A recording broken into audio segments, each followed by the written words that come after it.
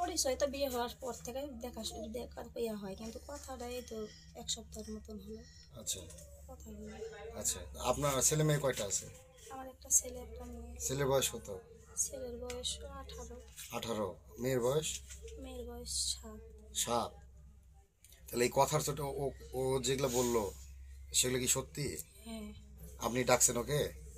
আমি ডাকিনি, আমি ফোন ও দিছে, তখন আমি আবার ফোন দিছি, আমি মানা করেছি যে ভাই আসিস না, এই জায়গাতে আসিস না, আসলে সমস্যা হবে, আসিস না ভাই।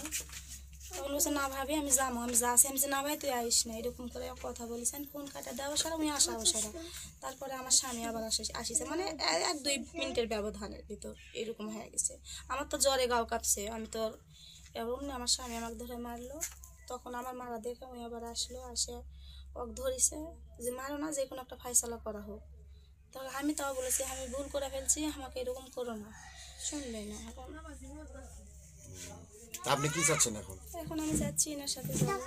এনার সাথে যাবেন? হ্যাঁ, এই তো আপনার চেয়ে বয়স অনেক ছোট। ছোট হলে কিছু করার নেই। আপনার বয়স কত এখন?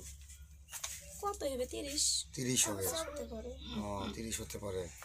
আচ্ছা, এর আগেও কি আপনার সাথে সম্পর্ক ছিল? না না। আজকে এই প্রথম? হ্যাঁ। শারীরিক সম্পর্ক ছিল না কি? না না। আজকে এই কালকেই প্রথম হয়েছে? না হয়নি।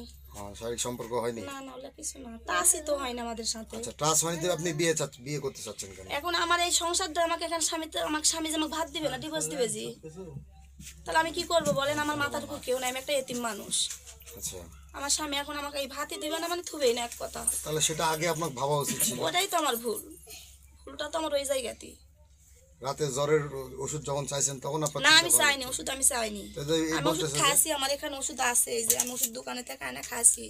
আমি বলছি ভাই আমি ওষুধ খাসি, তো বলছে না ভাবি তোমার জ্বর ছাড়েনি, রোজা কেন থাকবে নি, আমি ওষুধ লিয়ে দিই। আমি বলছি না আমার লাগবে না, আমি এন করে তক্ক করছি মোবাইলও, তক্ক করা ফোন কাটা দেওয়া সারা উনি আসিছে, অমনি আমার বাড়ি এলাইছে।